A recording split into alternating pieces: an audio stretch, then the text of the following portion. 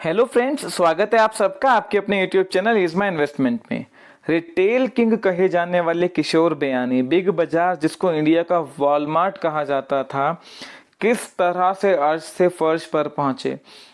किशोर बयानी जी के वो क्या आइडिया और प्लान थे जिनके फेलियर की वजह से फ्यूचर ग्रुप रिलायंस के हाथों बिकने पर मजबूर हुआ।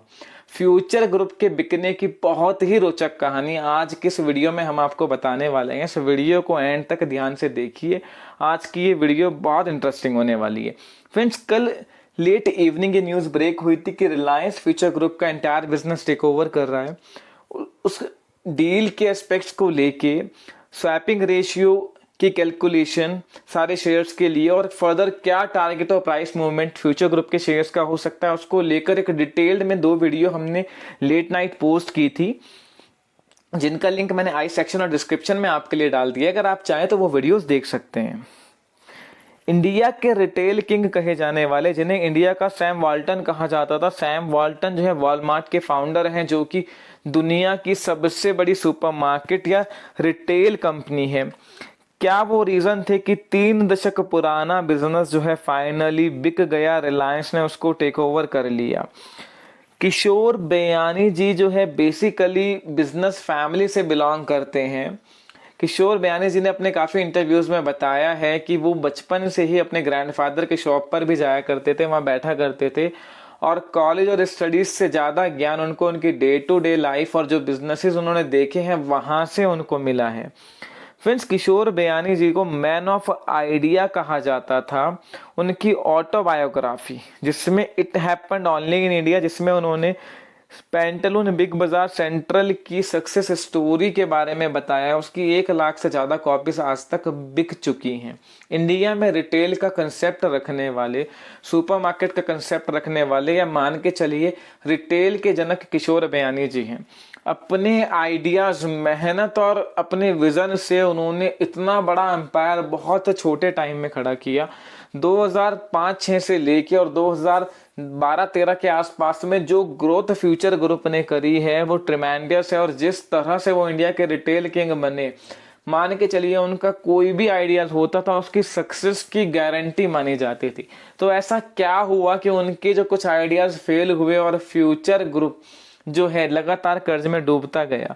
2017 में फ्यूचर रिटेल, सिर्फ एक कंपनी फ्यूचर रिटेल की बात कर रहा हूं, कि मार्केट कैपिटल 35-36 हजार करोड़ के आसपास थी। पूरे फ्यूचर ग्रुप की मार्केट कैपिटल 70,000 करोड़ के आसपास थी और आज ये पूरी डील 3 साल बाद 25,000 करोड़ में हुई है। तो सोचिए कि पिछले 3 साल में किस तरह से इस ग्रुप की मार्केट कैपिटल इरोड हुई है। क्या वो गलती थी, व्हाट वेंट रॉन्ग, जिसकी वजह से पिछले 3 साल में ये ग्रुप लगातार डूबता रहा। सबसे पहली बात कि हमेशा जो है फ्यूचर ग्रुप ने ओवर एक्सपेंशन किया और हमेशा बड़ी डेट उठाई। कंपनी बेच के डेट चुकाना फ्यूचर ग्रुप में कोई नई बात नहीं है। 2016 में इन्होंने अपनी बहुत बड़ी ब्रांड पेंटालून को आदित्य बिरला फैशन को बेचा था 1600 करोड़ में, और उसके जो पैसा आया था उससे डेट को रीपे किया था। पर उसके बाद भी पिछले 4 साल में ग्रुप की डेट लगातार बढ़ी है और 2020 में ये बढ़ के 12,000 करोड़ से ऊपर हो गई। फ्रेंड्स, फ्यूचर ग्रुप का फॉल कैसे स्टार्ट हुआ? 2017 में इन्होंने रिटेल 3.0 का कंसेप्ट रखा, जहां पे इन्होंने बोला कि हम पड़ोस की दुकान, जिसमें इनके 3 ब्रांड इजी डे, हेरिटेज और नीलगिरीज के अंतर्गत इन्होंने दबा के स्टोर्स खोले हर सिटीज में। कि इन्होंने अपने इंटरव्यू में बोला था किशोर बयानी जी ने कि हम लोगों के शॉपिंग करने का तरीका ही बदल देंगे। इनसे पूछा गया कि जो ऑनलाइन ग्रोसरीज मार्केट है, डेली नीड्स की मार्केट है, इस पर ऑन ई कॉमर्स का बहुत कब्जा हो रहा है, शेयर मार्केट शेयर वो कैप्चर कर रहे हैं, क्या आपको उनसे कोई थ्रेट नहीं है? तो किशोर बयानी जी ने स्टेटमेंट दिया था जो काफी फेमस भी है, आपको मिल भी जाएगा, गूगल पे सर्च करोगे, कि ऑनलाइन मार्केट से हमें तो कोई खतरा नहीं है पर ई कॉमर्स मार्केट को हमसे खतरा जरूर है। इनका ये ओवर एम्बिशियस प्रोग्राम था जिसके लिए उन्होंने डेट भी काफी ली और बहुत एक्सपेंशन किए।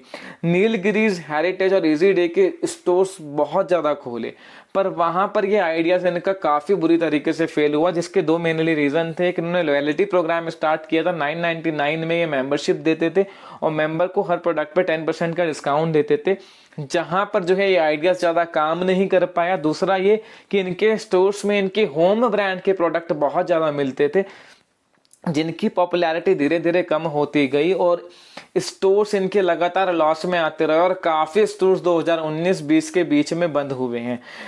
हैवी डेट के बीच में इनके स्टोर्स बंद होते गए, रेवेन्यू घटता गया, कर्जा बढ़ता गया और नौबत ये आ गई कि फरवरी 2020 में कंपनी ने जो है लोन रिपेमेंट में, इंटरेस्ट रिपेमेंट में डिफॉल्ट कर दिया।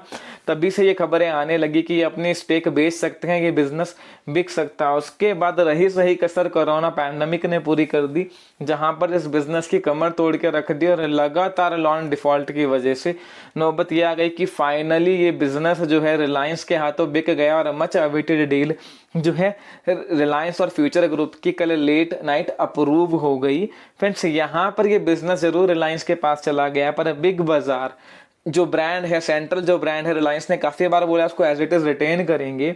तो मान के चलिए कि बिग बाजार का जनक हमेशा जो है किशोर बयानी जी को माना जाएगा। जब भी आप बिग बाजार के स्टोर में जाएंगे या फ्यूचर ग्रुप, फ्यूचर कंज्यूमर का कोई भी प्रोडक्ट खरीदेंगे, आपके जहन में बयानी जी का नाम जरूर आएगा। और जिस तरह से उन्होंने इंडियन रिटेल मार्केट को एक नया आयाम दिया है, एक नई शिखर तक पहुंचाया है, उनका जो कंट्रीब्यूशन है उसको कभी भी भुलाया नहीं जा सकता है। फ्रेंड्स, आप समझिए कि उनके कुछ आइडियाज जो कभी फेल नहीं होते थे, जिन्होंने उनको छोटे टाइम में ही बहुत बड़ी वेल्थ क्रिएट करी है, और सिर्फ कुछ आइडियाज के फेल होने से किस तरह से ये बिजनेस डूबा है। फ्रेंड्स, अब ये पूरा बिजनेस रिलायंस रिटेल ने एक्वायर कर लिया है। गोइंग फॉरवर्ड इसके प्रमोटर भी जो है रिलायंस हो जाएंगे और माइनॉरिटी स्टॉक शायद जो है बयानी जी के पास रहेगी। देखना काफी इंटरेस्टिंग होगा रिलायंस इस बिजनेस को कैसे रन करता है। पर फ्यूचर ग्रुप का नाम जब भी आएगा, बयानी जी का नाम हमेशा उसके साथ जुड़ा रहेगा। फ्रेंड्स, अगर आपको ये वीडियो पसंद आई है तो अपने फ्रेंड्स के साथ जरूर शेयर कीजिए और अगर आपने मेरा चैनल अब तक सब्सक्राइब नहीं किया, चैनल को सबसे पहले सब्सक्राइब कीजिए। Thank you.